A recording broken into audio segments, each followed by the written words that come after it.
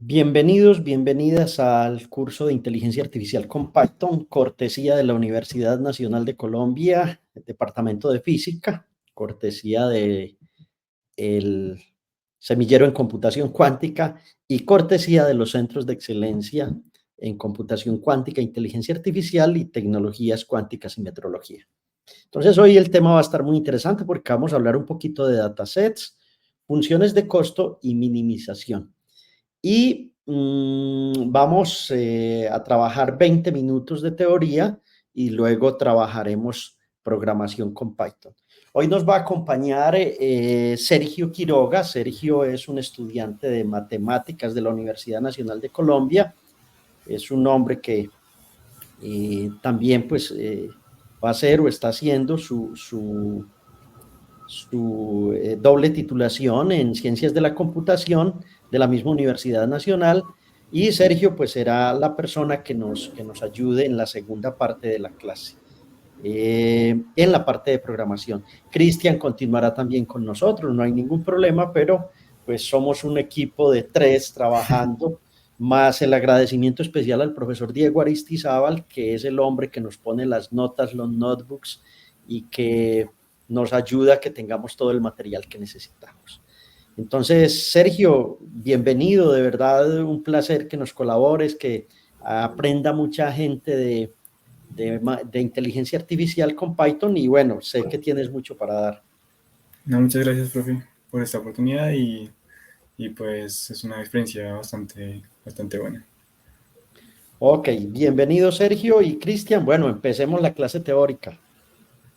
Entonces nos vamos a ir con los datos de entrada o los datasets que enseguida los van a trabajar un poco con Sergio en la clase.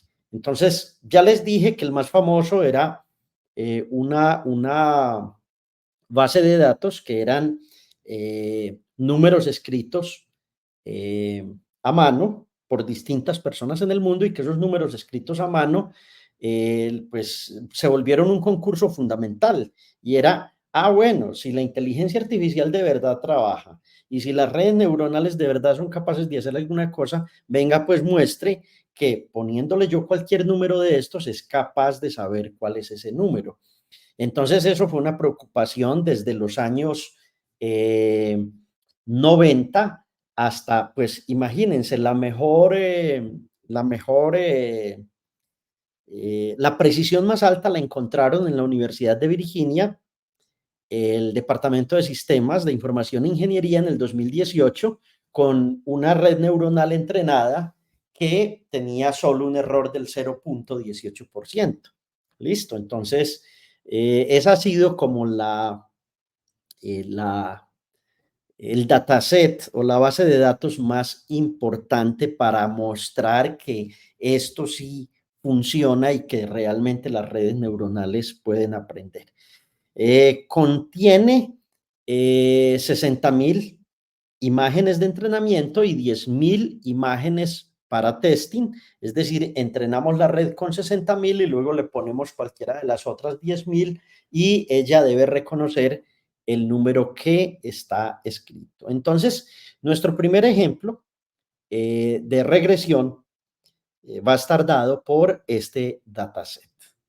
El segundo, acuérdense que estamos en inteligencia artificial, aprendizaje supervisado, y en aprendizaje supervisado dos grandes conjuntos de algoritmos: los algoritmos de regresión y los algoritmos de clasificación. Eso lo hemos visto y les he mostrado las gráficas de regresión y las gráficas de clasificación y los ejemplos. Bien, en la segunda parte, cuando veamos clasificación, vamos a ver dos cosas muy importantes. Hay un dataset que se llama el dataset de las flores iris, ¿sí? Entonces las iris se dividen en tres tipos: la iris versicolor, la iris setosa y la iris virgínica, ¿cierto? Observen que esta partecita de aquí del iris es lo que uno llama el sépalo. El sépalo es como la protección que tiene la flor para, obviamente, que la flor pues no sea dañada. Y esto es el sépalo, esto de aquí arriba es el pétalo. esta partecita, a ver con qué color, pongámoslo con azul. Estos son lo que llamamos las flores o los pétalos. Listo. Entonces, las iris tienen esas dos características. Tienen estos sépalos, ¿cierto? Esto, ¿sí? Y tienen los pétalos que son estos que tengo acá. Muy importante porque las características que le vamos a dar o que vamos a tener de este conjunto de datos está basado en los siguientes elementos. Aquí pasa lo mismo, miren, esta parte que es blanca aquí, esto que ustedes dirían, no, eso es una flor, profe, no, no, no, eso es lo que llamamos el sépalo y esta cosa se llamará el pétalo. Ahí me tocó repasar un poquito de mi curso de biología de primaria, pero lo que quiero mostrarles es lo siguiente. Se construyó un dataset con un conjunto de muestras enumeradas como la muestra 1, la muestra 2, la muestra la muestra 50, la muestra imagínense, eso es un tensor, ¿cierto? Hasta la muestra 150. Entonces, estas muestras, ¿cierto? Van a estar caracterizadas por los siguientes elementos. La longitud del sépalo, ¿listo? O sea, a lo largo. El ancho del sépalo, ¿cierto? La longitud de los pétalos y el ancho del pétalo. Y entonces el algoritmo tiene esas cuatro características, ¿listo? O esos cuatro atributos, o esas cuatro medidas, o esas cuatro dimensiones que van a ser esta, esta, esta y esta. Pero tiene una quinta que es de acuerdo al tamaño del sépalo y el pétalo, el ancho y el largo, la vamos a clasificar como es una setosa, o no, es una versicolor, o no, es una virgínica. ¿Cuál es la idea de este dataset? Que le entreguemos una imagen y él sea capaz de decirme es una setosa, o es una versicolor, o es una virgínica. Listo, entonces la idea es identificar el tipo de flor iris partiendo de este conjunto de características. Observen que, como les expliqué en la clase pasada, esto forma un tensor, ¿cierto? Y esto va a tener un conjunto de dimensiones interesantes. 1, 2, 3, 4, 5, 6, ¿cierto? Van a ser realmente 5 porque esta parte no se incluye dentro del elemento porque es la etiqueta como tal. Listo. Bueno. Bien, ese es el segundo dataset que vamos a usar en las clases siguientes cuando programemos con Sergio o con Cristian como tal. Por ahí los dejo. No voy a entrar en más detalles en esto, pero aquí ya viene una segunda parte que son funciones de pérdida y cómo se minimiza. Esto ya cambio completamente de tema. Entonces, ¿cuál es el objetivo de cualquier modelo de aprendizaje o de Machine Learning? Es minimizar la función de costo o el error, como lo llaman algunos, o de coste, como lo llaman otros, o en inglés cost function. Hay que minimizar esa función. ¿Por qué hay que minimizarla? Yo ya les enseñé la clase pasada y en las clases pasadas que hay unos parámetros que uno puede tocar para poder entrenar la red neuronal. Esos parámetros tienen que ver con los pesos y los sesgos. Entonces, afinar los pesos y afinar los sesgos requiere minimizar la función de coste o de costo para que la red neuronal pueda en verdad aprender. Si no hay minimización, no aprenderá la red neuronal y entonces no podríamos lograr el 0.18% que vimos que la Universidad de Virginia logró con el dataset de los números escritos anteriormente. Observen que llegar a esto nos llevó hasta el año 2018. ¿Y eso en qué consiste? En que hay que entrenar tantas veces la red y con nuevos valores a veces para poder minimizar la función de costo. Entonces, aquí, esta clase, ni estos 20 minutos, ustedes me van a decir, uy, profe, no nos maltrate intelectualmente. Ya van a ver por qué lo van a decir. Listo.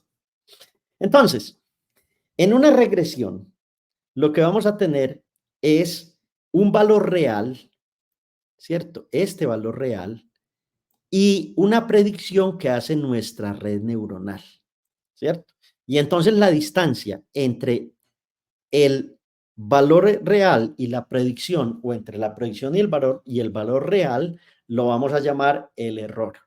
El error. ¿Listo? Entonces, como estamos en aprendizaje supervisado, donde nosotros le vamos a enseñar a la bendita red cómo es que tiene que hacer las cosas, cómo es que tiene que aprender, y estamos en los algoritmos que tienen que ver con regresión, entonces hay un primer mecanismo para calcular el error absoluto medio. Esto se llama MAE en inglés. El MAE en inglés es muy fácil, pues MAE en inglés es el acrónimo, pero la fórmula pues es en cualquier lenguaje. Es decir, lo que vamos a tener son el número de muestras, N, ¿cierto? Y lo que hacemos es una suma de i igual 1 hasta n de los y sub i menos los x sub i.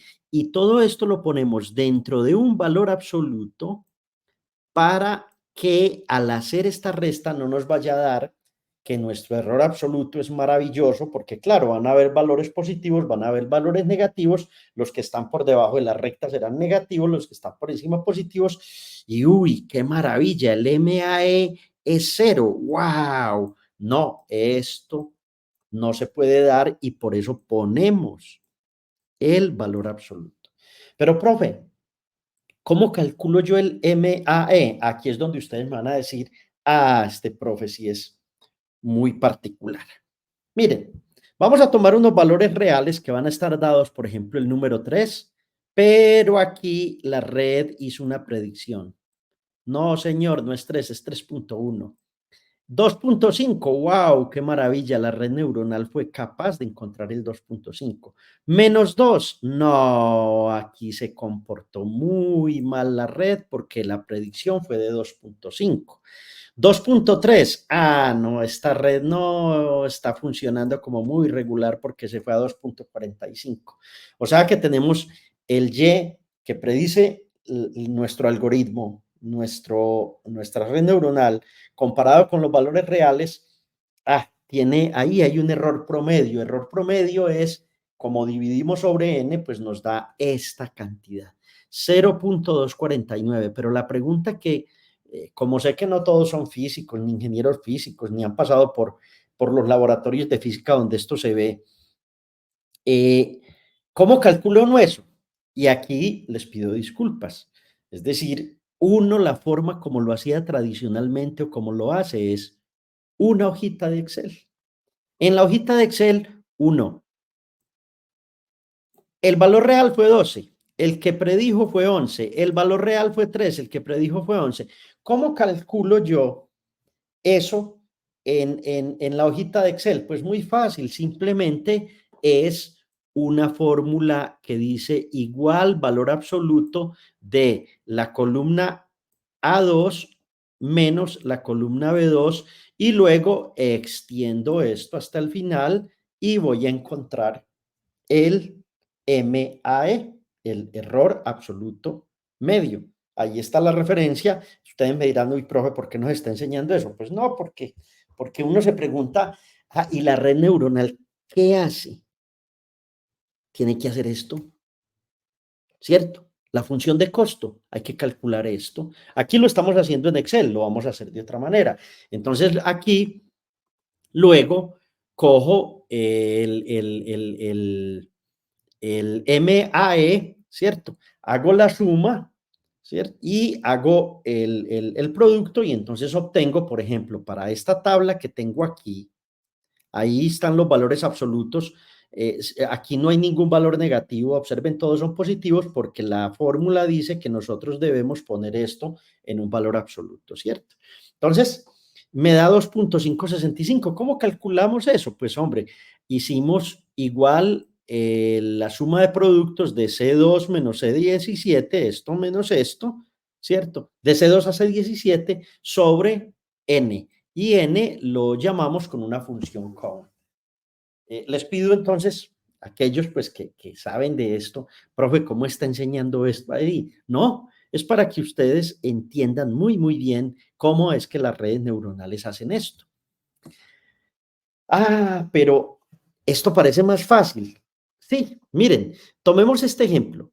Tomamos los valores de Y, tomamos los valores de Y que predijo la red y vamos a tener N igual 4. Entonces N va a ser 4 y aquí lo vamos a hacer a mano. 4 menos 3.5 más 1 más menos 1.5 menos 1, o sea, este menos este menos este menos este, y obtenemos que el valor promedio es 1.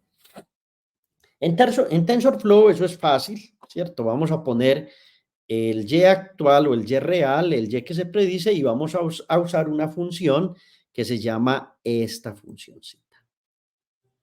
Esta.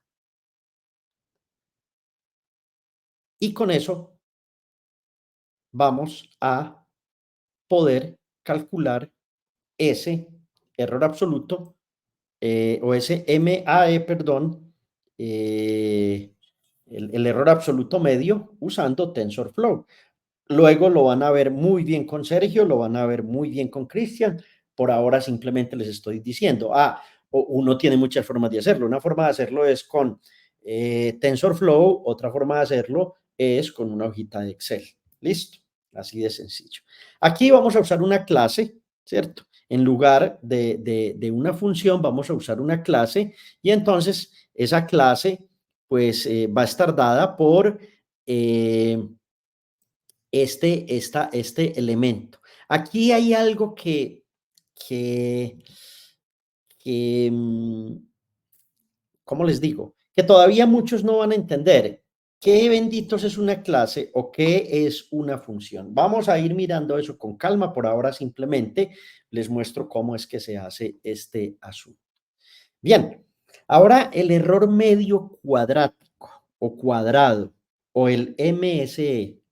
Es muy sencillo, estamos en el mismo aprendizaje supervisado, estamos en problemas de regresión y vamos a calcular el MSE y ya van a ver la utilidad del MSE. Dividimos por el número de datos, tal cual el anterior, pero en lugar de un valor absoluto, vamos a poner la diferencia de los y sub i menos los x sub i al cuadrado. Real menos valor que se predice. Fácil. Entonces aquí vamos a usar un cuadrado en lugar de un valor absoluto. La diferencia con el otro era que aquí usábamos un valor absoluto. No, da mejor resultado esto utilizándolo así. ¿Sí? Esa es la función de costo.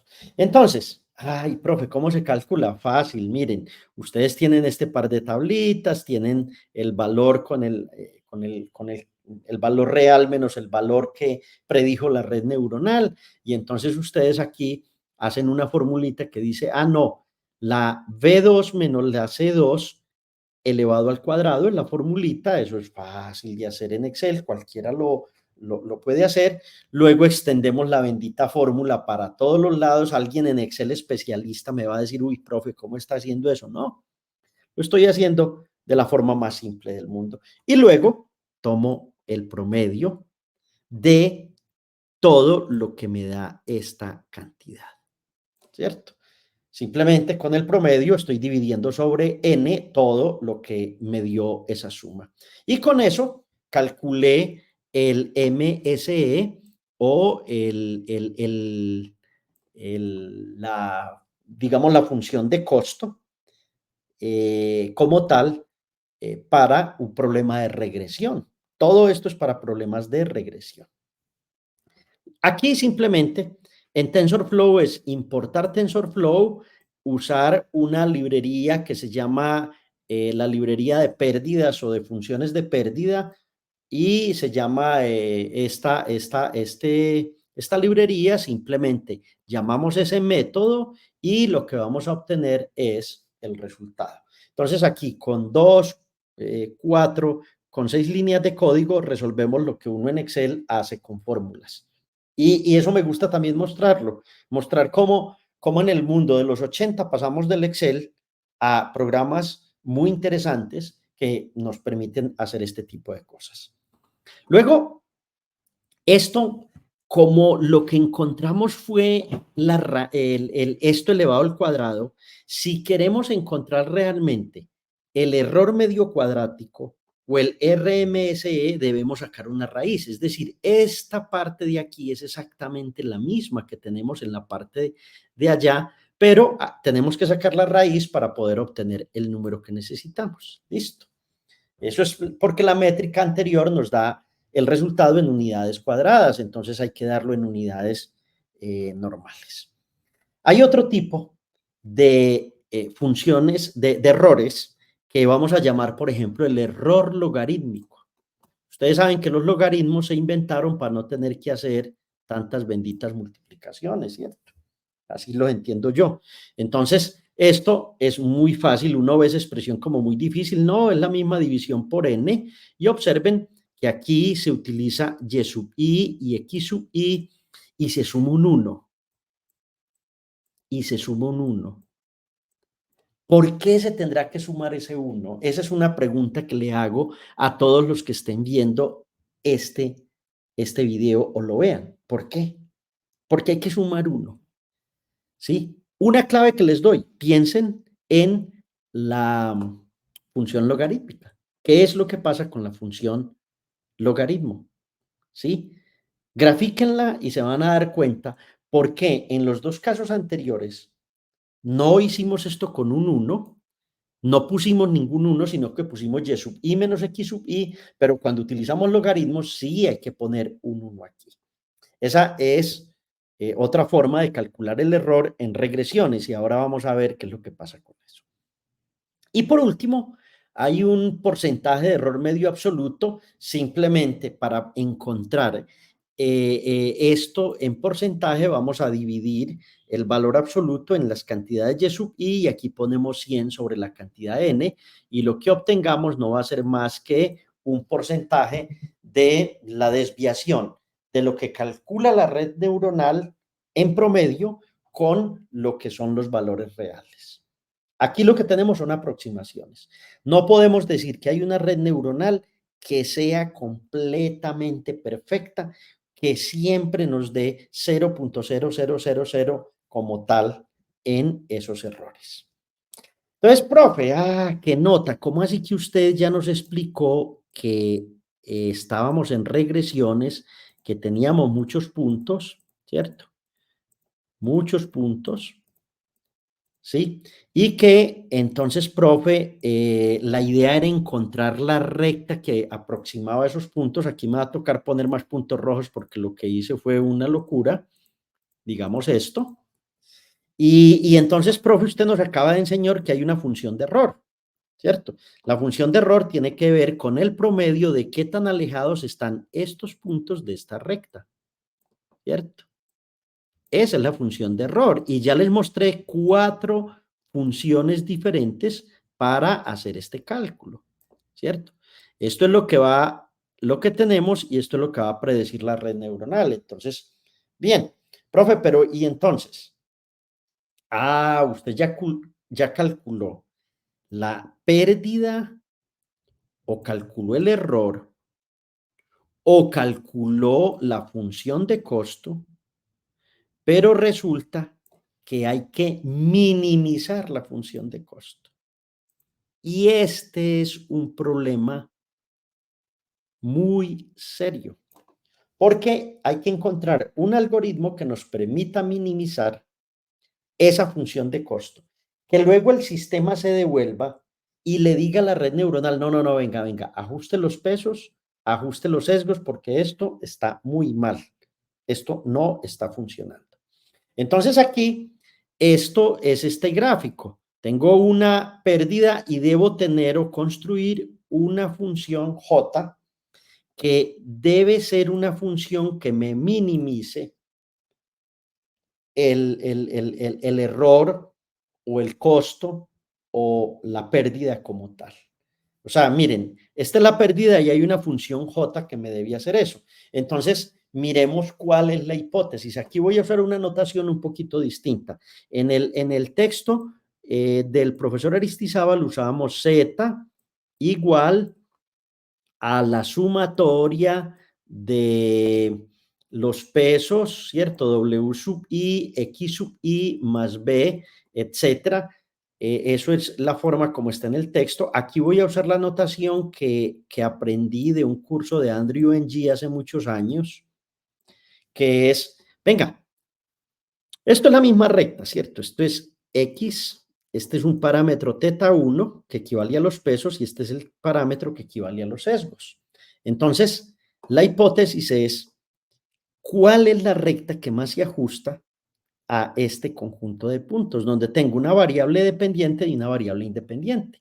Entonces, aquí la hipótesis es esta, los parámetros que puede tocar la red neuronal y que tengo que ajustar para que ella aprenda son los pesos y los sesgos, para este caso θ1 y θ2. Y entonces, ¿cuál es la función J, profe? La función J tiene que ver con minimizar J de θ1 y θ0 para lograr que cada vez se disminuya o se ajuste ese error. ¿Cómo se minimiza? Hay que minimizar la función de costo, la función de error. Entonces aquí se utiliza algo que en la próxima clase voy a trabajar bien, pero es lo siguiente. Uno empieza con unos valores aleatorios del sesgo y los pesos. Y entonces uno empieza a hacer una tarea que fue la que impulsó las redes neuronales a lo que son ahora, que es hacer un descenso del gradiente. Un descenso del gradiente es calcular cuál es el mínimo global de la función de costo. ¿Y cuál es la función de costo? Esa que calculamos, el RMSE, el MAE, esas son las funciones de costo. Listo. Eso se puede escribir como funciones. Esas funciones van a ser graficadas, se pueden graficar en estos términos θ0, θ1 y J de θ0, θ1 será el algoritmo que me permita minimizar las funciones de costo. Y eso se llama, el primer algoritmo y la base es el descenso del gradiente. Lo vamos a mirar en nuestra próxima sesión y vamos a trabajar fuerte con el descenso del gradiente. Yo le doy el paso ya a Sergio porque creo que me tomé mucho tiempo. Sergio, puedes continuar con la programación. Yo ya creo que aquí quedó súper y creo que pues ya enseñamos lo que eran las funciones de costo en regresión y enseñamos lo que son los datasets que tú vas a trabajar. Listo, profe. Bueno, muchas gracias, profe. Entonces, ahora seguiremos con la parte de programación. Vamos a revisar los datasets que les mostró el profe y vamos a hacer algunos ejercicios. Les voy a compartir un notebook que creamos. El notebook ya lo pueden encontrar en el GitHub del semillero y el enlace al GitHub está en la página del curso. Entonces, si ustedes bajan, como les mostró Cristian la clase pasada, ahí pueden encontrar el enlace al GitHub en la descripción del curso. Listo, entonces, ¿qué vamos a mirar hoy? Entonces, ustedes ya vieron en qué consiste el dataset escritos a mano que les mostró el profesor.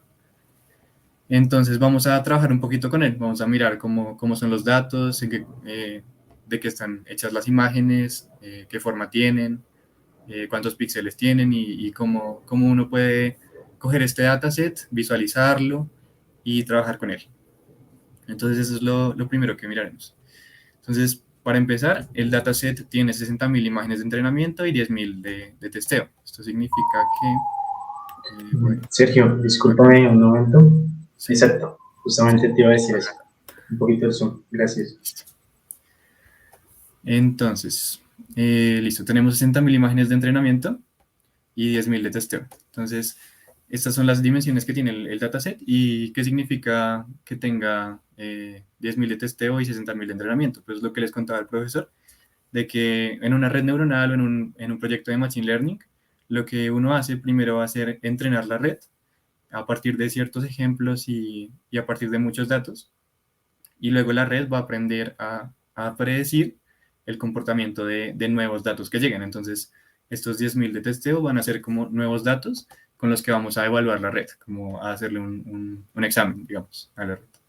Entonces, bueno, acá cuando estén corriendo el notebook, pueden cambiarlo a GPU, que ya les mostró Cristian cómo se hacía, ir acá en Runtime, y le dan acá en Change Running Type, entonces Runtime Type.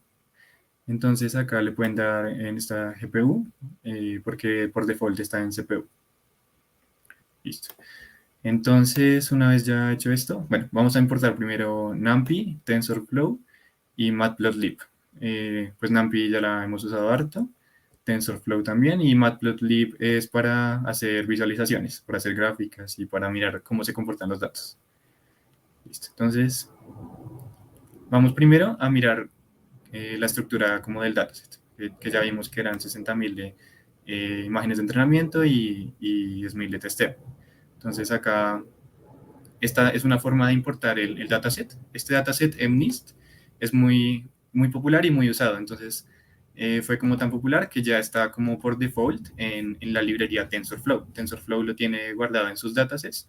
Entonces cuando uno lo quiera usar, simplemente uno tiene que llamar a TensorFlow, keras.datasets.mnist. Y entonces de esa forma uno puede empezar a usar el dataset sin tener que descargarlo o hacer otros procesos. Entonces eso es muy, muy bueno porque pues le permite a uno tener un dataset bien grande para mirar o para empezar a hacer proyectos de Machine Learning.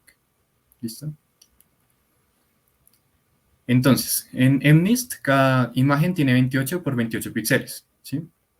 Estos son 784 píxeles y cada píxel va a tener cierto color, o cierta intensidad del color. Esta intensidad se va a medir con un número entre 0 y 255, ¿listo? Entonces, sabiendo esto, lo de que cada imagen son 28 por 28 y cuántas imágenes tenemos, entonces ya podemos empezar a pensar qué forma va a tener el tensor de entrenamiento, ¿sí? Que va a ser el X-Train en este caso. El X-Train van a ser las imágenes de entrenamiento. Acá simplemente estamos renombrando las imágenes de entrenamiento como X-Train, que es el nombre que tienen usualmente, ¿sí? Esto así lo pueden encontrar en muchos libros o en internet. Como X-Train, los X usualmente van a ser los ejemplos y los Y la predicción, ¿sí? Entonces, por ejemplo, acá un X-Train sería una imagen de un dígito escrito a mano y cada X-Train va a tener su correspondiente clase, entonces que va a decir ese dígito a qué número corresponde, ¿listo? Esa imagen a qué número corresponde. Además de eso, acá tenemos los de testeo, que es más de lo mismo, solamente que al hacer el testeo, uno solamente le pasa a la red las imágenes y no le pasa las clases que debería dar, sino que uno deja que la red intente adivinar las clases y luego uno mira el error que cometen, que es lo que les estaba mostrando el profesor. Entonces, ahí ya cuando uno mira el error que cometen, uno puede minimizar ese error. Y así es como uno puede hacer que la red se comporte como mucho mejor que antes. ¿Listo? Entonces ahora vamos a mirar con tres funciones que les mostró ya Cristian, que es el tipo de dato, la forma y el tamaño de los tensores. Entonces vamos a mirar cómo son estos conjuntos, el de entrenamiento y el de testeo. Acá estos bloques de código son lo mismo para el Xtrain, YTrain, Xtest y YTest. ¿Listo? Entonces acá le damos uno a este. Y entonces listo. Primero vemos que el Xtrain, como ya habíamos visto, entonces son 60.000 imágenes y cada una de las imágenes es de 28 por 28, ¿listo?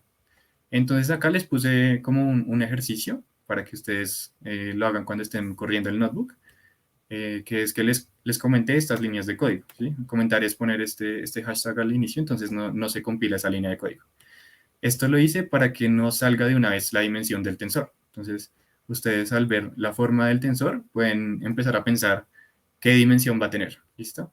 Entonces ahí les puse este ejercicio para que lo hagan. Entonces, por ejemplo, ustedes mirando la forma de este tensor, podrían ponerse a pensar. Entonces, si tiene 28 por 28 y a la vez son 60.000 de esos, entonces, ¿qué dimensión debe tener ese tensor? Que es lo que miraban con el profesor en la clase pasada.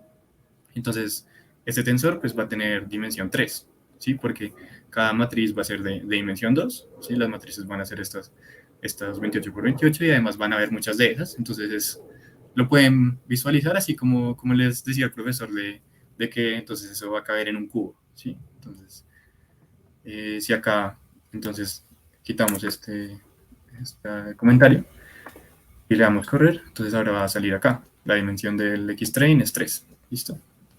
Entonces hagan ese ejercicio ahí si les llama la atención para que practiquen cómo mirar la dimensión de los tensores, ¿listo? Y una última cosa sobre estos datos es que el tipo de datos que tenemos es uint8, ¿sí? Podemos ver acá que el tipo de datos de Xtrain es uint8. Eso quiere decir que son números enteros, ¿sí? Entonces no vamos a tener números decimales ni fracciones, solamente números enteros. Y además tenemos que esos números enteros van a estar codificados en algo que se llama 8 bits, ¿sí? Seguramente ustedes han visto imágenes en 8 bits o juegos en 8 bits, que es una codificación bastante pequeña, por decirlo así, ¿sí? Tenemos varias codificaciones, por ejemplo, tenemos 8, 16, 32 y 64, ¿listo? Entonces, al tener 8 bits, nosotros lo que tenemos es que vamos a tener 8 posibles, digamos, espacios, ¿sí?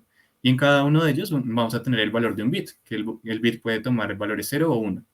Entonces, al tener 8, vamos a tener al final 0, 1, 0, 1, 0, 1, 0, 1. Y de esta forma, en cada espacio tenemos dos posibilidades, ¿cierto? Entonces, y como tenemos 8 espacios, pues van a ser 2 a la 8 posibilidades, que pues eso nos da 256. Y si vemos acá, el color se mide con números de 0 a 255. Entonces, esto es como la razón por la que se haga de esta forma, porque en 8 bits tenemos 256 valores, entonces los colores se van a medir en intensidad de 0 a 255. ¿Listo? Entonces ahí ya van como entendiendo más el uso de los datos, como de los distintos tipos de datos y la dimensión de los tensores. Entonces ustedes pueden decir, ¿por qué usamos enteros de 8 bits y no de 64? Y pues una posible respuesta es que al usar una codificación menor, es decir, enteros de 8 bits, sale como más eficiente para el computador, ¿sí? Es como más eficiente si no necesitamos tener muchas distintas intensidades del color, que pues en este caso no necesitamos porque solamente se necesita que se vean los dígitos, ¿cierto? Listo. Entonces acá tenemos los datos que ya les dije. Y pues lo último es que como tenemos en el vector de entrenamiento, en el X, tenemos 28 por 28 y además tenemos 60.000 imágenes, ¿cierto? Entonces al final vamos a tener este número de datos en el vector de entrenamiento, bueno, en el tensor de entrenamiento, ¿no?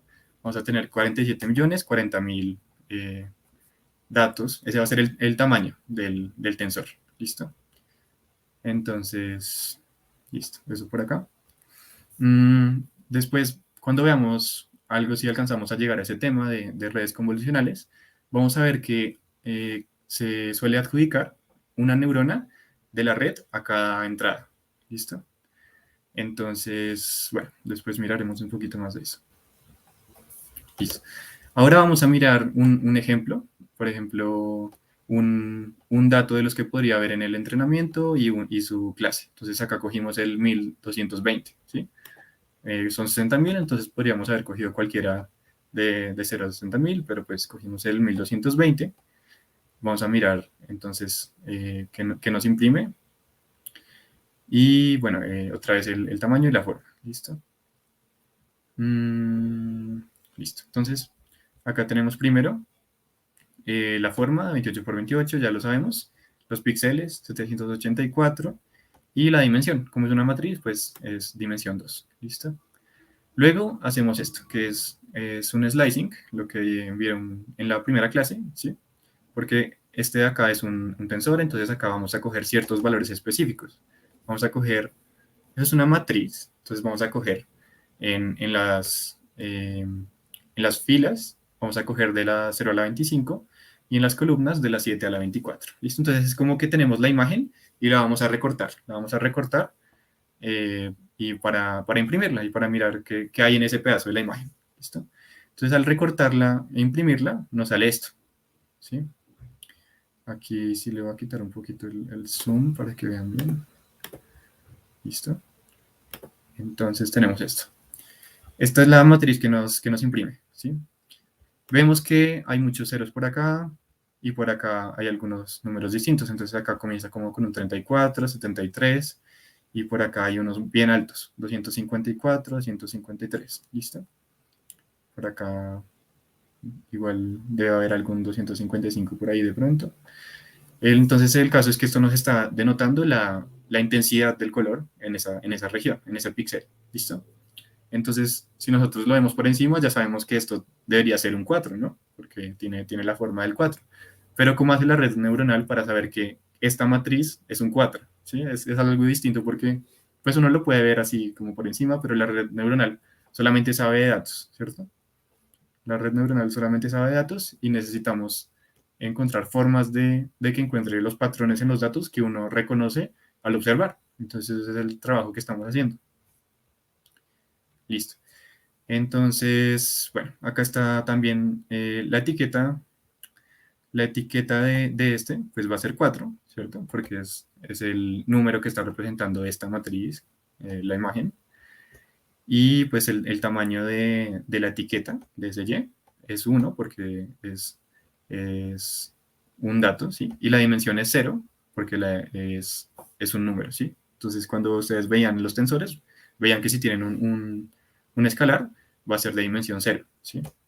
Y es distinto el tamaño a la dimensión, ¿sí? Acá con tamaño me refiero al size, al que vemos acá, por ejemplo acá, ¿sí? Porque el tamaño de la imagen es 784 píxeles, pero la dimensión es 2, porque es una matriz, ¿sí? Entonces por eso es distinto, ¿listo? Otra vez, ahora voy a hacer zoom. A ver, listo. Entonces acá estamos usando la librería que les mostré, que es Matplotlib, para visualizar el 4, ¿listo? Acá podemos ver el código que usamos para que nos salga esta imagen, que es bastante sencillo. Esta librería es muy fácil de usar, es muy intuitiva. Entonces tenemos plot.imShow. Esto pues quiere decir como mostrar imagen. Y acá tenemos el elemento que vamos a mostrar, que va a ser la imagen 1220 del X, la que escogimos acá arriba. Y tenemos este otro parámetro que le estamos dando a la función de visualizar. Este parámetro lo que nos dice es un mapa de colores, ¿sí? Nos dice con qué colores vamos a pintar la imagen.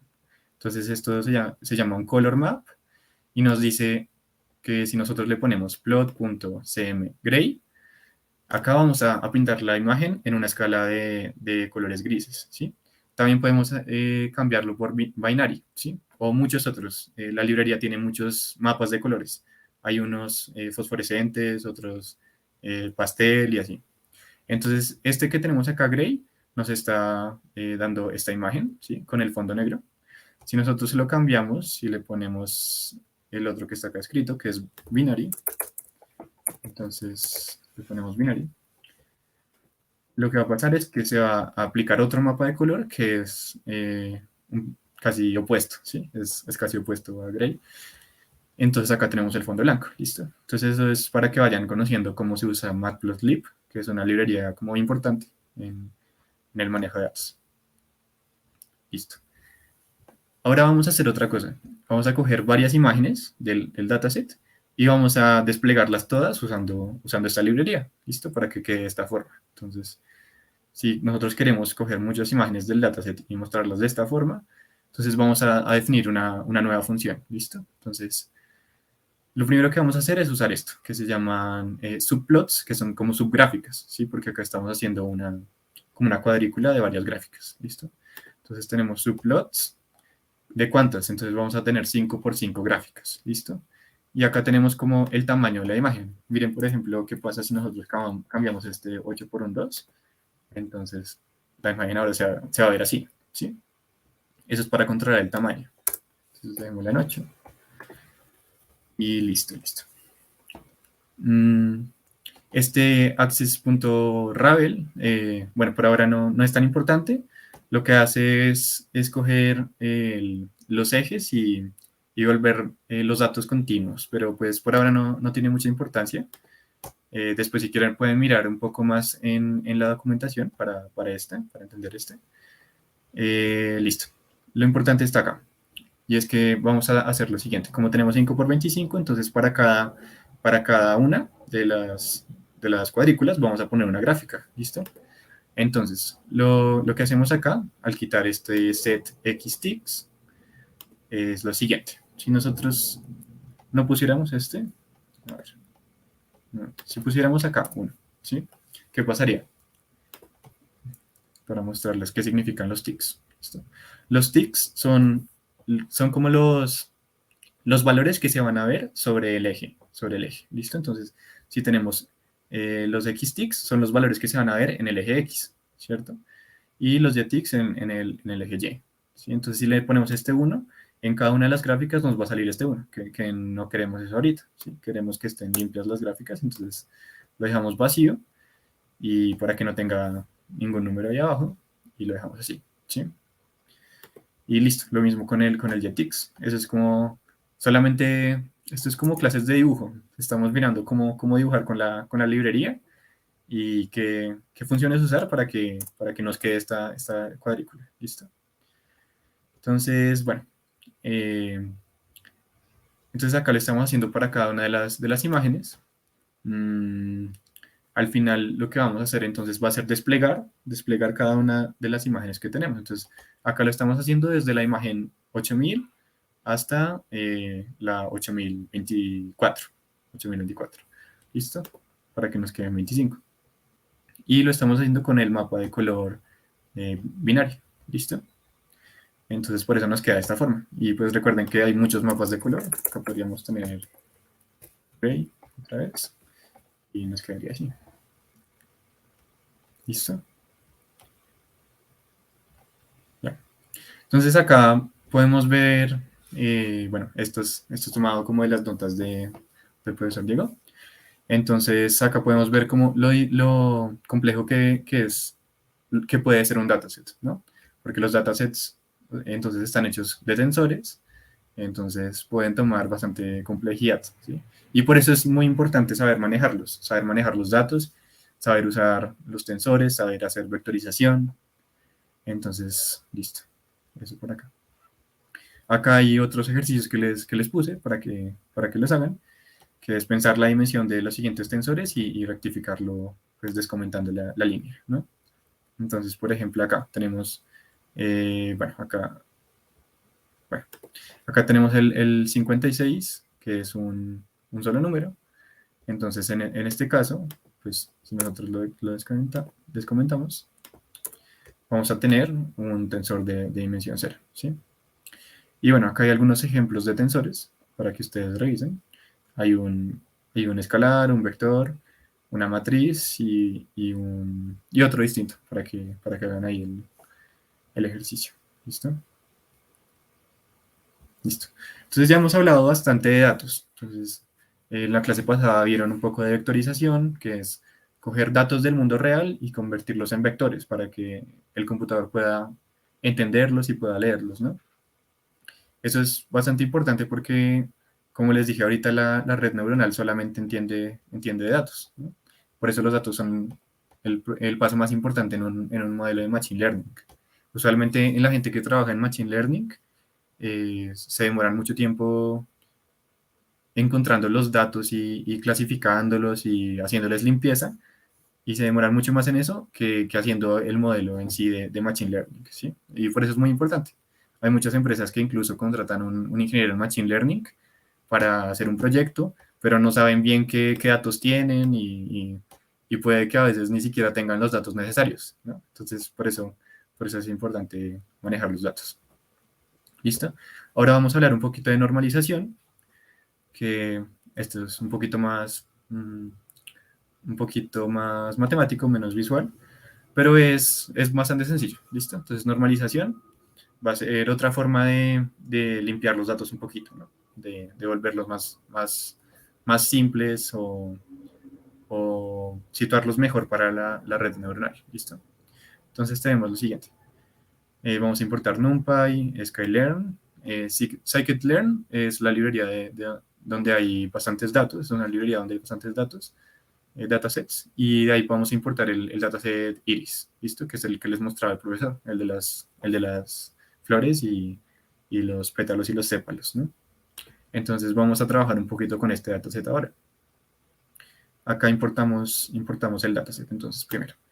Como estamos importándolo desde una librería también, desde Scikit-learn, es muy fácil de importar. Simplemente decimos que el dataset va a ser Iris y lo ponemos así como función para que Python entienda que estamos llamando al dataset Iris. ¿Listo? Luego tenemos entonces los datos del dataset que van a ser las features y los targets que van a ser las etiquetas. ¿Listo? Listo. Entonces, luego de tenerlos en un vector de Python, lo vamos a volver un array de NumPy, ¿sí? Es distinto un vector en Python a un array en NumPy, simplemente como por la forma en que están codificados y porque NumPy corre más rápido, como les mostró Cristian en la clase pasada, ¿cierto? Entonces acá tenemos el X, que va a ser un array de features, y el Y, que va a ser un array de etiquetas, ¿listo? Entonces, primero vamos a ver cómo son los datos sin normalizarlos, ¿listo? Entonces, este es el dataset de las flores, ¿listo? Lo que les voy a mostrar son flores en representación de la intensidad de los píxeles. Bueno, no son las fotos de las flores, sino la distancia en el sépalo, el ancho y el alto del sépalo y del pétalo, ¿cierto? Entonces acá no es la intensidad de los píxeles, sino simplemente ancho y alto de sépalo, ¿no? Entonces acá tenemos lo siguiente. Vamos a mirar los datos sin normalizar. Acá podemos verlos. Tenemos un 5.1, 3.5, 1.4. Y normalizarlos es hacer lo siguiente, que es definir esta función. Si ven, acá es solamente un renglón, que es lo siguiente. Tenemos acá los datos, les restamos el mínimo, y eso lo dividimos por el máximo menos el mínimo de los datos. ¿Listo? Entonces, ¿esto para qué lo hacemos? Porque es como cuando tenemos, por ejemplo, una probabilidad. Si tenemos 60% de probabilidad, nosotros podemos representar eso entre 0 y 1, con 0.6, ¿cierto? Entonces es lo mismo, vamos a representar esto entre 0 y 1. Solamente que pues, la probabilidad es bastante fácil porque está de 0 a 100, pero acá puede estar de 0 a cualquier número, entonces toca hacerlo de esta forma, ¿cierto? Listo. Entonces acá están los datos sin normalizar y después vamos a imprimir los normalizados. ¿Listo? Que acá los pueden ver después. Acá están los normalizados. Entonces normalizar simplemente es llevar los datos entre 0 y 1. ¿Sí? Antes podía ser 100.000, 200, 30, pero ahora todos están entre 0 y 1. Y por ejemplo, si antes el máximo dato era 10.000, ahora ese dato va a ser 1, ¿cierto? Entonces no se está perdiendo información de los datos. Nunca podemos hacer algo a los datos que les haga perder información, sino que simplemente se están representando de una forma que es más fácil trabajar con ellos, que es entre 0 y 1, ¿cierto? Es mejor tener 0.16 a tener 2 millones, ¿sí? Listo. Entonces esa parte por ahí. Y acá podemos ver las etiquetas de este conjunto de datos, que las etiquetas son 0, 1 y 2. Entonces ustedes dirán, ¿por qué las etiquetas son 0, 1 y 2? En el anterior caso, cuando teníamos los dígitos, las etiquetas eran números entre 0 y 9, ¿cierto? Porque eso era lo que representaba la imagen. Y en este caso, las etiquetas son qué clase de flor es, ¿sí? ¿Qué clase es? Si es iris setosa, iris versicolor o la tercera clase, ¿cierto? Entonces por eso solamente hay 3 clases.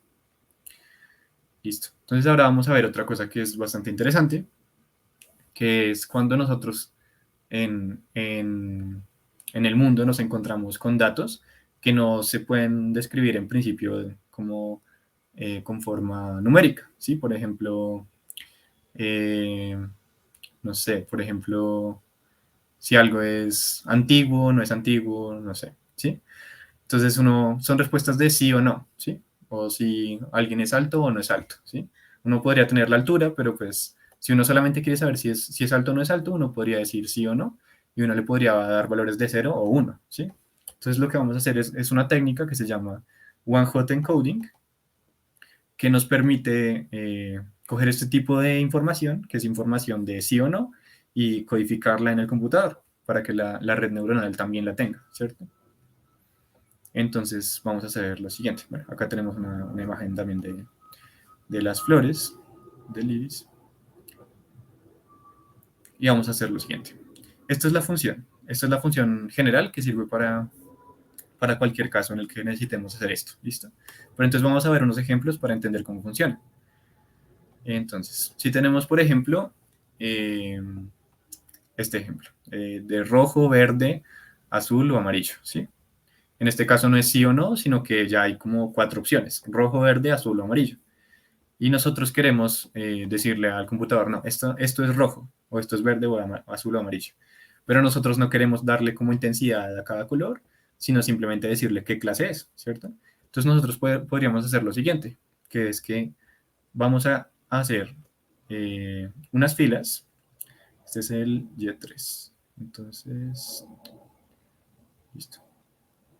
Vamos a hacer unas filas que nos van a representar el color, ¿listo? Entonces, por ejemplo, acá tenemos, sí, 4, listo. Entonces, acá tenemos 4 filas, ¿cierto? Y vemos que acá hay unos unos. Entonces, este 1 va a ser como si en esta columna se representara que es rojo. En esta columna se representa si es verde, azul o amarillo, ¿cierto? En cada columna vamos a tener un color representado y si en este vector tenemos un 1 en la segunda columna, significa que este dato va a ser rojo, ¿cierto? Y así vamos a saber qué color es el dato que estamos mirando, ¿sí? Entonces, esto es bastante simple, es simplemente como cuando hacemos una encuesta y marcamos con X, simplemente estamos poniendo columnas para distintos tipos de datos o distintas opciones y estamos marcando en vez de con X con un 1. Eso se llama one-hot encoding. Y ustedes dirán, ¿por qué tiene un nombre como así si es tan simple? Y es porque se usa bastante para pasar la información al computador que de otra forma no podría entender, ¿cierto? Listo. Acá tenemos otros 2 ejemplos. Por si quieren revisar el segundo, les voy a mostrar el primero. Primero es que tenemos estos 9 números, pero entonces ya no queremos usar dígitos distintos de 0 y 1, digamos, ¿no? Entonces tenemos el 0, 1, 2, 3, 4, 5, 6, 7, 8 y 9, ¿sí? Entonces nosotros podríamos hacer otra vez las columnas y en el lugar que representa cada columna va a ser el dígito al que corresponde. Entonces, por ejemplo, este vector, esta fila, va a corresponder al 0, ¿sí? Esta al 1, la segunda al 1, y así, sucesivamente. ¿Listo? Entonces así funciona el one-hot encoding, que es otra forma de coger datos del mundo real y dárselos al computador. Simplemente es eso. Listo. Entonces acá hay un ejemplo en el notebook en el que se hacen bastantes cosas de las que hemos visto hoy con el dataset Iris, ¿sí? Entonces primero tenemos el dataset cargado acá en la variable dataset. Luego tenemos acá otra vez los features, las etiquetas, ¿sí? Y los pasamos a Redis otra vez para poder manipularlos de forma más fácil con la librería NumPy. Y entonces vamos a normalizarlos después con la función que les mostré, ¿sí? Que es coger los datos, restarle el mínimo y subdividirlo por el máximo menos el mínimo. Y eso nos va a dejar los datos entre 0 y 1. ¿Listo? Entonces estamos normalizando los datos. Después se hace un one-hot encoding para clasificar los datos, ¿sí? Para mirar las etiquetas. ¿Listo? Acá podemos ver las etiquetas con codificación one-hot y el Y. ¿Listo? Entonces acá están las etiquetas con valor numérico, las etiquetas con codificación one-hot, ¿sí? Si se dan cuenta es simplemente otra forma de escribirlo, ¿sí? Las etiquetas con codificación one-hot. Acá. Y a ver, listo. Sí, y listo. Eso es todo por esa parte. Y luego la visualización. Entonces, ahora vamos a mirar cómo se ven los datos del dataset Iris. Entonces, dónde están como las versicolor y los demás clases de flores. Entonces, vamos a usar otra vez Matplotlib. Acá tenemos algo distinto, porque en las imágenes que les mostré antes, no necesitábamos tener ejes, ¿sí? No necesitamos tener valores en los ejes. Ahora sí. Ahora vamos a tener estos valores que están acá listados. Y estos valores en Y, ¿sí? Entonces, cuando hacemos esta función, que es la función scatter, lo que nos da esta función es simplemente poner dos ejes y localizar puntos. En este caso está localizando los puntos x, y, es decir, que está localizando el punto 5,99 y el punto 7,86, el punto 8,87 y así. Entonces, cada una de estas parejitas van a ser puntos en la gráfica. ¿Listo? Entonces, acá podemos ver la gráfica con los ejes y podemos ver distintos puntos en la gráfica, ¿sí? Entonces, por ejemplo, por ejemplo, acá está 5,99. Entonces, el 5,99 va a estar por acá y 99, acá antes del 100. Entonces, ese punto se refiere a este, ¿sí? Listo. Entonces, acá salen azules los puntos y podemos también cambiar el color a estos puntos. Podemos hacerle lo que nosotros querramos con la librería Matplotlib. Entonces, les voy a mostrar un poquito de cómo cambiar el color, por ejemplo. Si nosotros cogemos ciertos puntos y los dibujamos y luego dibujamos otros puntos, entonces al poner la imagen se van a generar dos clases. Entonces ahora van a quedar unos azules y otros naranjas, ¿sí? Entonces de esta forma podemos coger dos colores para dos clases distintas de puntos. ¿Listo? Incluso podríamos hacer otra cosa, que es definir el color que nosotros queramos. Entonces hay ciertos colores con nombres en la librería, como nombres ya definidos. Por ejemplo, está este que es Hot Pink, que es un rosado, este rosado. Y también podemos escribir colores en esta codificación que corresponde a un verde. ¿Listo? Entonces, de esta forma podemos decidir otros colores que nosotros queramos. ¿Y qué más? Toda esta parte es como para mirar los datos, ¿sí? Para visualizarlos. Ahora tenemos que cada dato va a ser distinto, ¿sí? Va a tener un color distinto. Entonces, nosotros podemos hacer lo siguiente, que es definir un vector de colores, que va a ser un array de NumPy, y el primer color va a ser rojo, verde, azul, amarillo, rosado, negro, naranja, y así sucesivamente. Entonces, estamos definiendo este vector, y van a haber tantos colores como puntos, ¿listo? Y luego cuando hacemos la función scatter, simplemente cogemos las parejas de puntos y el color, ¿listo? Entonces acá ponemos el vector de colores, ¿listo? Y eso nos da algo como esto, en donde cada punto tiene un color distinto, ¿sí? Listo. Eso es como lo importante por ahora. También hay otros mapas de colores, como el que les mostré que era Binary y Gray. También hay uno que se llama Viridis, que tiene colores como más, que van desde morado hasta un color amarillo.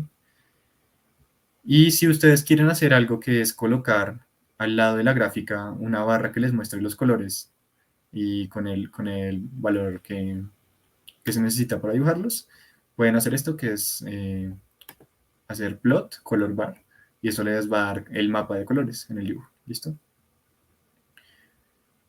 Listo.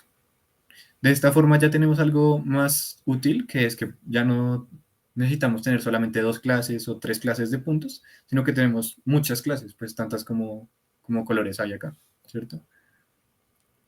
Listo. También podemos cambiarle el tamaño a los datos. Por ejemplo, podríamos en vez de tener puntos, tener circulitos o hacerlos transparentes.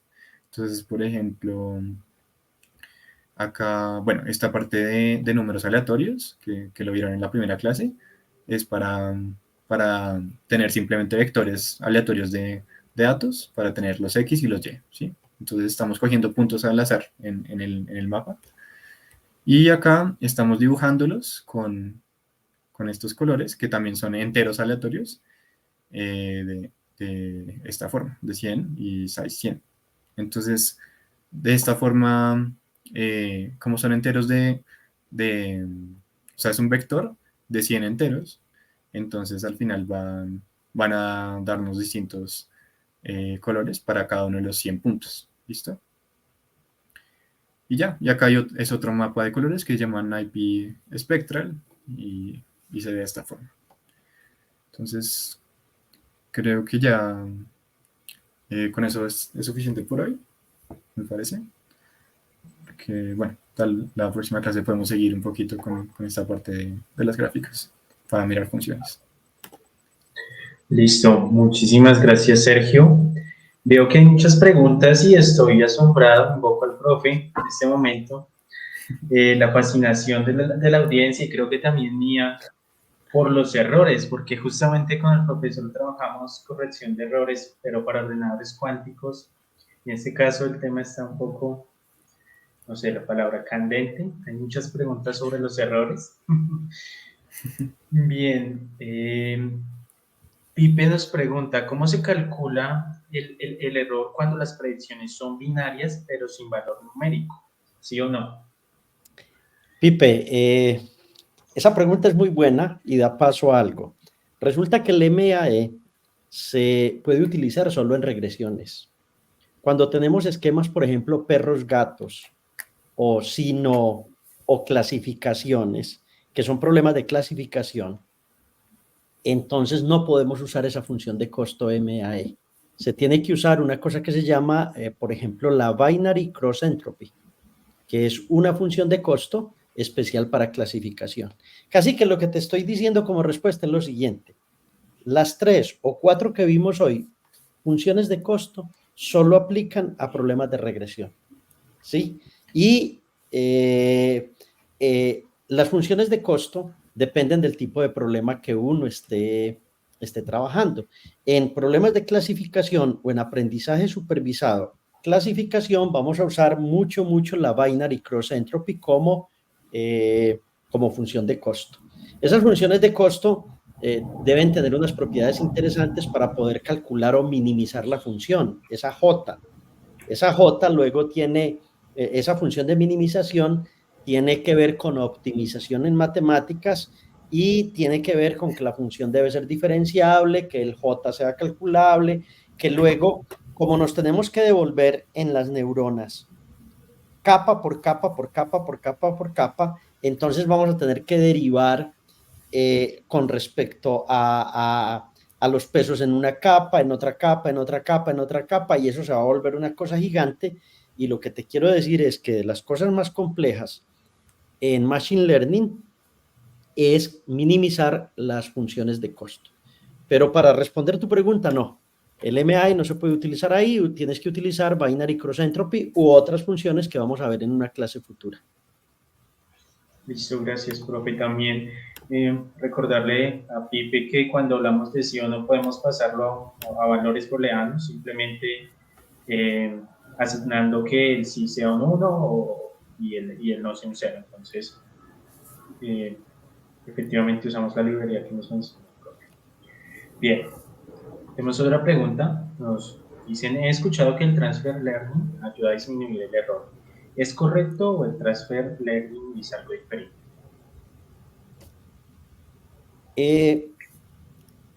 El sueño es encontrar un algoritmo que sea eficiente computacionalmente, que tenga poco costo en tiempo de máquinas, que casi que sea paralelizable y que entonces la red se pueda entrenar muy rápidamente, ¿sí?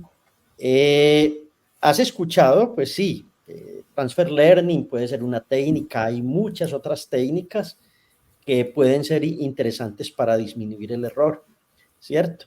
Pero siempre esas técnicas van a depender del problema que estás trabajando, del conjunto de datos que tengas, si es muy grande, y de la capacidad de cómputo que tengas disponible.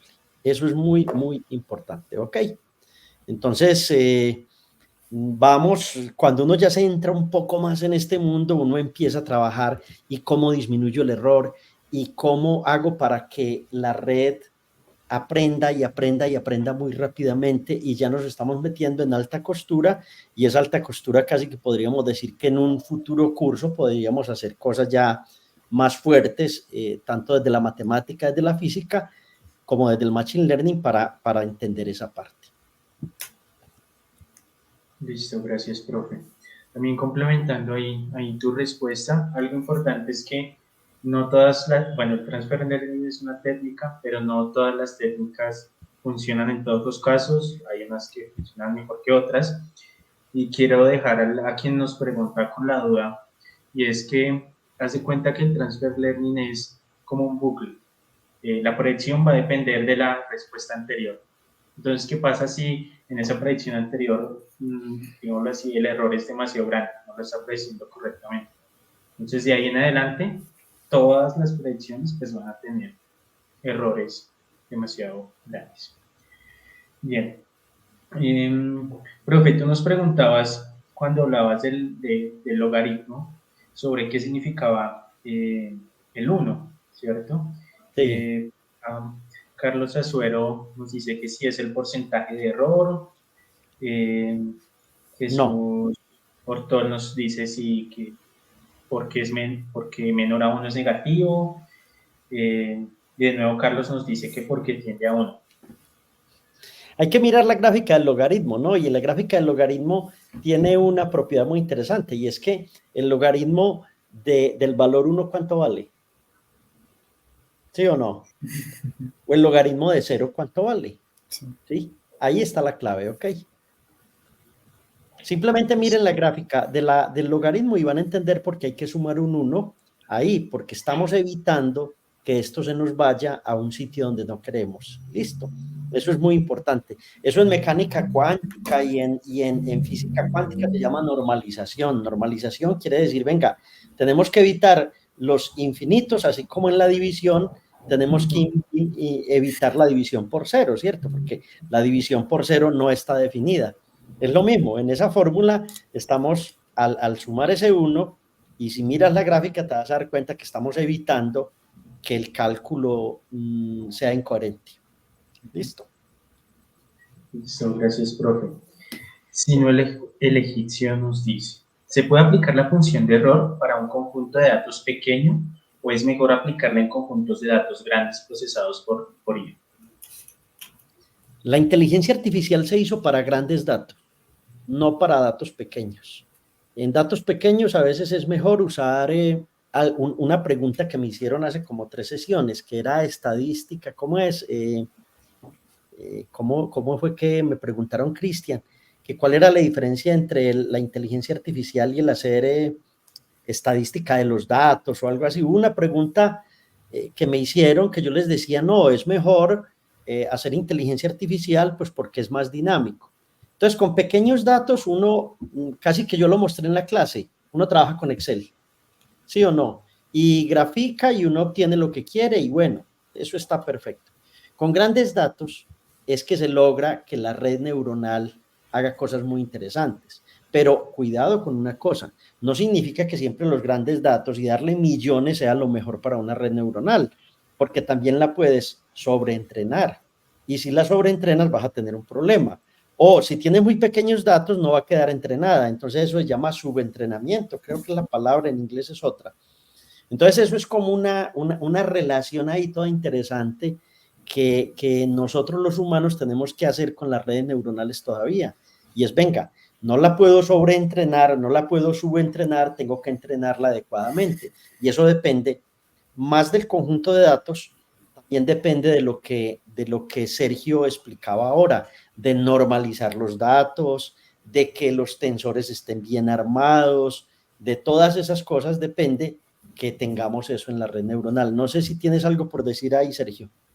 Sí, una cosita, que cuando nosotros tenemos muchos datos y sobreentrenamos la red, como ahí que preguntó Jesús, que cuáles son las consecuencias de sobreentrenar, Lo principal es que la red lo que está haciendo al sobreentrenarse es básicamente como si se estuviera aprendiendo los datos de memoria más que entendiendo. Es una buena analogía, ¿no? Cuando un niño se aprende como unas respuestas de ciertos ejercicios de memoria, pero luego le ponen uno distinto y no sabe cómo responderlo, ¿listo?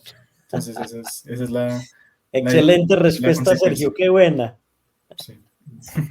Justo es Gracias, eso, si Sergio. sobreentrenan la red no aprende, la red Sí, memoriza, sí. ¿sí? Memoriza nada más. Listo, gracias. Vamos a ver, yo creo que vamos a ver las preguntas que hay hasta el momento. Las nuevas las dejamos hasta la próxima clase porque tenemos varias. Vamos por acá. ¿Qué criterio se usa para elegir la función de costo? Esa pregunta, Juan, está muy difícil, hermano. Ensayo y error. Así de sencillo. Es decir, hemos aprendido a lo largo de toda la investigación en matemáticas, en análisis de señales y en los problemas que los físicos y los científicos de todas las otras áreas emprenden, que hay técnicas que son muy buenas para resolver ciertos problemas, ¿cierto? Entonces, por ejemplo, en los problemas de regresión lineal, la función de costo más genial es esa que es la suma de esos valores al cuadrado sobre n, ¿cierto? El error cuadrático medio. ¿Pero por qué, profesor, esa? Porque es una función diferenciable, porque luego cuando tratemos de minimizar, vamos a encontrar que como es diferenciable, entonces vamos a poder hacer maravillas con ella.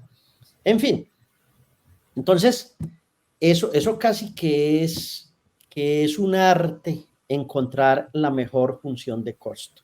Y depende del problema. No sé, muchachos, ¿ustedes qué opinan ahí?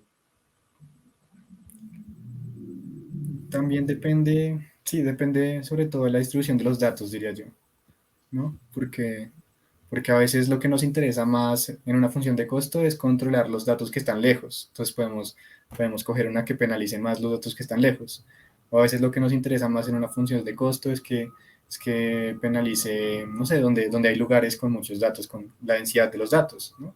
Entonces, dependiendo de lo que nosotros queramos hacer para, eh, para tener como una respuesta a los datos, es que se escoge la función de costo, ¿no? Entonces son como distintas herramientas, ¿no? También uno puede usar distintas funciones de costo y mirar qué le beneficia más al modelo.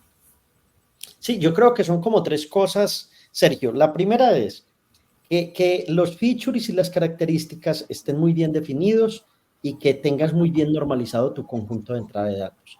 La segunda es que al normalizarlos, elijas una función de costo, calcules algo que no hemos calculado todavía, que es el descenso del gradiente con cualquiera de los algoritmos que tenemos, viejito o nuevo, ¿cierto? Por lotes o el estocástico, por decir algo, en problemas de regresión, y luego digamos, no, vení, esta red neuronal está tardando demasiado en entrenarse, no me está dando buenos valores, entonces cambio la función de costo y hago lo otro. Es como ensayo-error.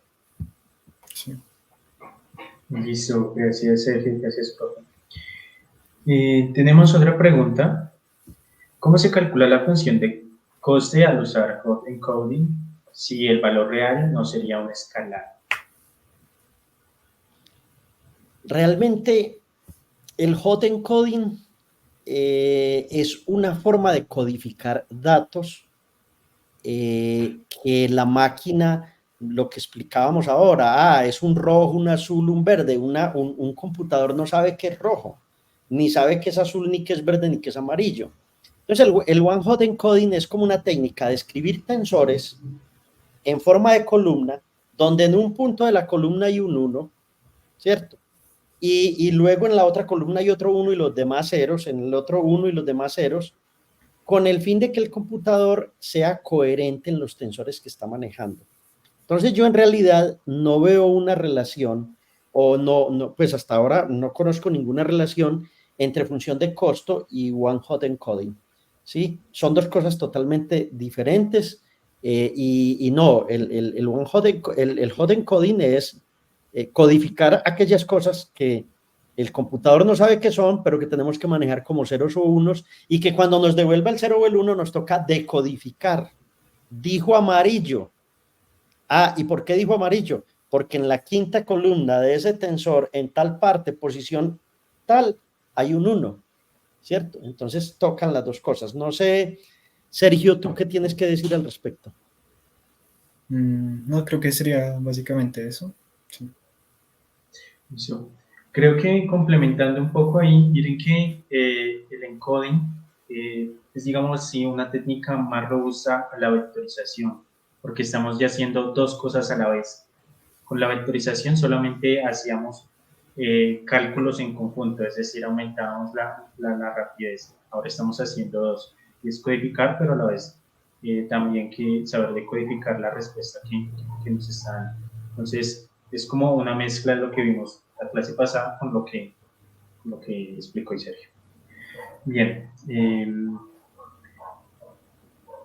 tenemos otra pregunta de Zapata. ¿Qué diferencia, creo que estaba más para Sergio, qué diferencia hay al generar un vector espaciado con en space o aquí?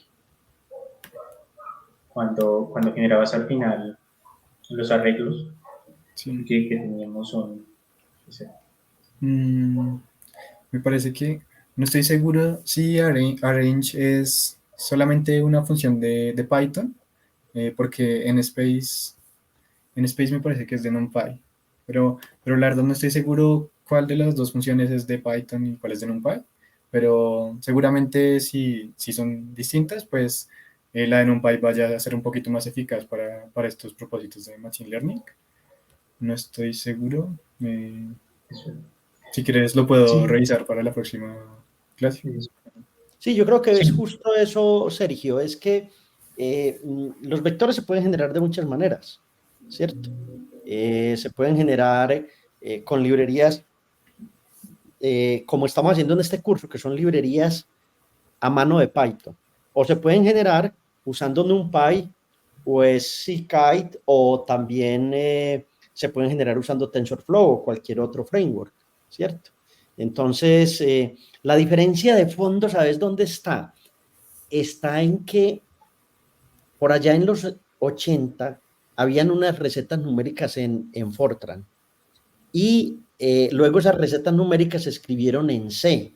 Entonces nosotros que somos los viejitos de esta, yo que soy el viejito de este curso, a mí me tocó utilizar las recetas numéricas de C o Numerical Series Types, así se llamaban. Eso se volvió tan eficiente que, que Python por debajo, cuando usa NumPy y hace esos vectores, está usando C por debajo y eso es de una eficiencia muy grande. Entonces yo creo que la diferencia está en eso, ¿cierto? Está en que un vector definido en C y trabajado a ese nivel, después de que pasamos de 33 instrucciones de assembler a C, eso es velocísimo. Pero en Python, que es un lenguaje interpretado, es distinto. Yo creo que de fondo es eso. gracias, profe. Bien, vamos con las últimas dos para no extendernos más. Me da la impresión de que para pocos datos puede ser computacionalmente más barato. Computacionalmente, utilizar el método del MCO para estimar una línea que minimice la distancia a los puntos que entrenar una red neuronal. ¿Hay alguna regla para establecer cuándo utilizar uno u otro método? Creo que ya respondiste en parte por ahí atrás cuando preguntaban cómo elegir la función de coste entre una y otra, pero no sé si hay algo más por complementar acá en esta pregunta. La idea no es estimar solo una línea. No es estimar solo una línea. La idea es que la red neuronal debe aprender una tendencia y no debe memorizar la línea. Debe aprender la tendencia y si le decimos, vea, le dimos 100.000 o no, le dimos 10.000 apartamentos de determinada área, determinado tiempo construido, determinados acabados, determinado sitio en la ciudad, ¿cierto? Le dimos a comer eso de una vez a la red y lo que queremos es que la red nos haga la predicción de un nuevo apartamento en determinada área, con determinada área, en determinado sitio, con tales acabados, vale tanto dinero. ¿cierto? Pero no queremos que la red neuronal se equivoque. Lo mismo pasa con las recomendaciones. Esta persona compró un libro. Vamos a ver si esa persona es capaz de comprar este otro libro porque sabe de este autor. Entonces la red neuronal debería ser capaz como de adivinar ese usuario, tiene dinero, maneja esta tarjeta, hace esto y es capaz de comprar el libro. Entonces ella tiene que aprender esa tendencia. Listo. Con pocos datos, lo que tienes que hacer es una recta. Y pocos datos, no sé, pueden ser 1000, pueden ser 5000, 10,000, ¿cierto? Pero con 1,000,000 de datos, ¿cierto? Hacer en Excel 1,000,000 de datos es imposible. Creo que es imposible. Nosotros llegamos hasta 50,000 y eso se frita, ¿cierto? Y no podemos de manera dinámica decirle, venga, calcúleme cuánto vale este apartamento, ¿sí? Entonces, realmente uno puede utilizar muchos métodos computacionales para resolver el mismo problema, ¿cierto? Puede ser muy barato hacerlo como él dice. Ahora, no entiendo mucho el método de MSO, no sé qué quiere decir con MSO ahí, si alguno lo entendió, no sé qué será MSO, pero estimar esa distancia, pues en sí, estimar la función de costo realmente no es lo más importante. ¿Saben qué es lo más importante? Encontrar que esa función de costo tenga un mínimo. Y esa es la parte que sigue en la próxima clase. Cuando tienes pocos datos, esa función es muy fácil encontrar ese mínimo. Cuando tienes muchos datos, computacionalmente es más costoso. Entonces, en parte tienes razón, con pocos datos, pues no hay que gastar tanta energía, pero con millones de datos sí necesitamos gastar mucha energía. Incluso en estos momentos hay un planteamiento en el mundo y es que los centros de datos del mundo, cada que se hace un cálculo con ChatGPT, yo no sé cuánta energía estamos gastando y que eso está contaminando. Y en fin, hay una cantidad de personas que solo ven el mundo en términos de contaminación. Pero espero haber respondido tu pregunta. Si me puedes aclarar qué es MCO, también me gustaría. Creo que ahí respondió que es mínimos cuadrados ordinarios. Sí, no, es que no recordaba eso. Sí, los mínimos cuadrados, claro, es que esa es la técnica que hacemos en los cursos de física cuando estamos estudiando movimientos y esas cosas. Sí, es más fácil con mínimos cuadrados, indudablemente. Listo, gracias, profe. Y complementando ahí la parte que mencionabas, que cuando tenemos pocos datos tenemos una recta, ya cuando tenemos millones, ya no tenemos rectas, tenemos hiperplanos, ¿sí? Hiperplanos. Que eso lo podemos tratar más adelante y ya lo hemos mencionado un poquito por encima. Listo. Ya, para terminar, para extendernos más, Sinuel Egipcio nos pregunta, ¿cuándo finaliza la presentación del examen de conocimientos del curso? Sinuel Egipcio, tengo para contarle que el libro Sinuel Egipcio de Mika Waltari es uno de mis favoritos y me transformó cuando yo era joven, ¿sí? Es decir, ese libro es hermoso y todo lo que leas de Mika Waltari es muy bonito. Mika Waltari escribió ese libro después de la Segunda Guerra Mundial, una época muy dura, y ese libro es de una filosofía muy genial, esa parte de Sinuel solitario. Bueno, no he respondido a la pregunta. Mira, Sinuel, nosotros realmente queremos llegar hasta redes neuronales convolutivas, porque queremos dar la introducción completa. Es posible que tengamos otras 6 clases más, 7 clases más, y lleguemos hasta ese tema. Preferimos ir despacio e ir tranquilos con el asunto. Entonces, no tenemos afán en hacerlo. Podría ser 15 días después, podría ser que vamos a preparar un pretest interesante para que ustedes se entrenen antes y logren la certificación, porque genial hacer un pretest y que sea una certificación tipo las que uno presenta para Cloud Computing o eso, es lo que estamos pensando. Pero danos tiempo y lo vamos a hacer entre todos. Exacto, gracias, profe. Así es, cuando estemos finalizando el curso, abriremos el cuestionario y lo vamos a dejar abierto. Después de que finalice el curso, pues esperamos un largo periodo para que tengan suficiente tiempo de presentarlo y poder obtener la insignia o la certificación. ocasión. Ya les estaremos avisando. Listo, yo creo que podemos dejar hasta aquí por hoy. Muchas gracias a todos. Gracias, profe, Sergio. Ok, pasamos Nos muy vemos. bueno, aquí disfrutamos mucho. Sergio, qué buena Exacto. clase, felicitaciones. Muchas gracias, profe. Gracias, nos vemos. Por los asistentes.